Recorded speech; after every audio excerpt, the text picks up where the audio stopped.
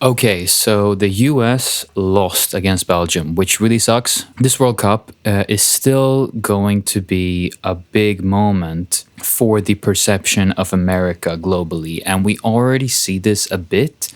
And while some people are complaining about it and there are some negative sentiments in general, we saw with all the reactions from Europeans coming to the States and also just the amazing atmosphere at honestly a majority of games.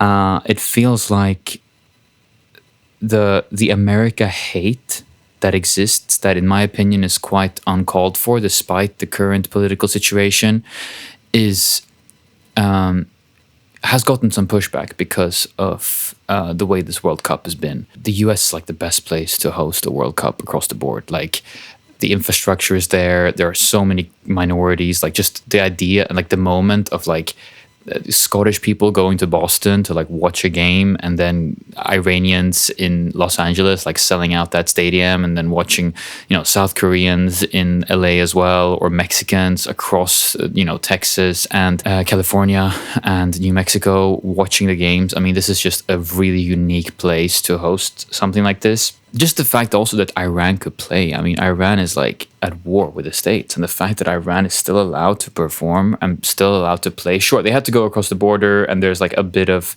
red tape involved.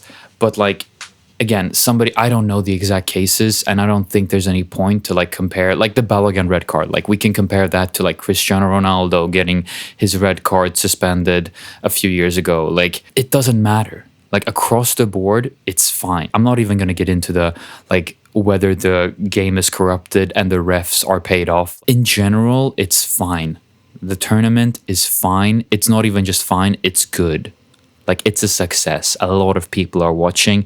Ticket prices are expensive, but that's not anyone's fault except for people who are willing to pay for them. Again, coming from Europe, like the amount of people who are so against the States and the amount of people who like are scared to go to the States because of like gun violence, it's just completely like that type of take is as uneducated and simplistic and honestly prejudiced as, I don't know, the replacement theory in politics, to make a crazy parallel. Like even like flat earthers, like it's conspiratorial. Like it's completely not based neither in data nor in lived experience. Like I can accept you shoving data aside because of your lived experience, and I can accept you shoving your lived experience aside because you've seen the data. But if you haven't seen any of those and your argument is like just headlines, like this is 2026, you're expected to be a bit more media literate and you're expected to be a bit more well traveled than a take like that. So yeah, it's a shame the US lost domestically. This is going to affect how the game is perceived, but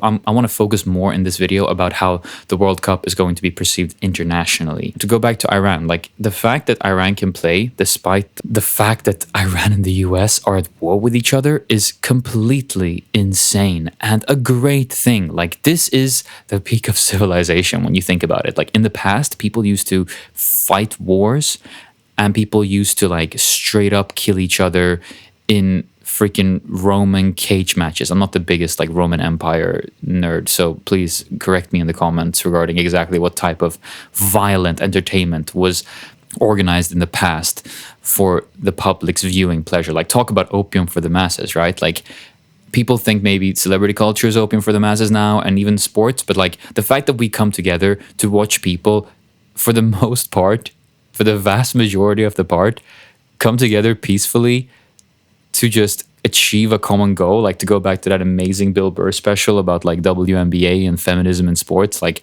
this is one of the biggest sport events, cultural events, period, on the planet. And it's about people coming together as a team to achieve a common goal. And I think the Olympics in 2 years are going to do a similar thing. The Olympics in Los Angeles, I think they're going to show how like people's perception and people's insane prejudice about the United States is going to be burst a little bit more. The Balogun red card situation, like again, we can compare that to Cristiano Ronaldo getting the red card suspended. Like you can even discuss whether it was like a challenge that deserves to get a red card. I think that's not that deep. Like you can obviously put that in, there's like an interpretation drain when it comes to Trump and when it comes to culture in general right now. Anything that pops into the sink just gets completely pushed down the drain instantly as like, you know, whether you're on the left, you think that way about the right. Every critical opinion of like progressive politics becomes a right-wing take, and even on the right side you see that too. Every like reasonable progressive take becomes just like a super libtard argument. And I think we see the same thing about Trump. Like the Balogun thing, like in itself, in a vacuum, is not really a huge deal. Like, of course it's annoying that he like has to tweet about it and like talk about it, but like who the hell cares? Like, it wasn't the most worst challenge, it wasn't the most like controversial like reversal of a red card. Like red cards can be reversed, so what's your problem? You know, like, why not? Like, why can't that happen? You know, like, it's not a huge deal.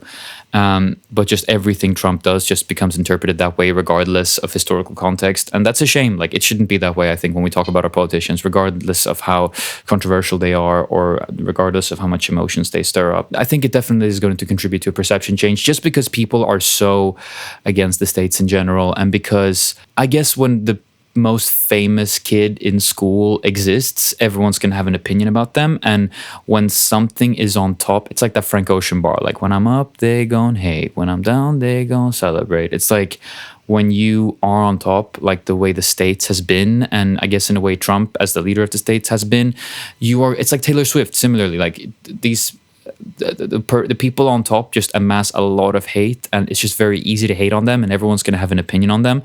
And I get that from a human nature standpoint, but it's just a shame because it just creates an environment and a bunch of takes and a bunch of analysis that is just very, very undercooked and not really great arguments, and a very unnuanced discussion about these very important topics like American society and American history and the state of America right now, and, you know, Trump, how Trump's going to be judged by history, and it's a shame.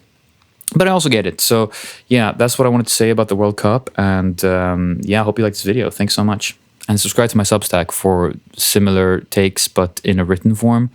Yeah, like and subscribe. Thanks so much.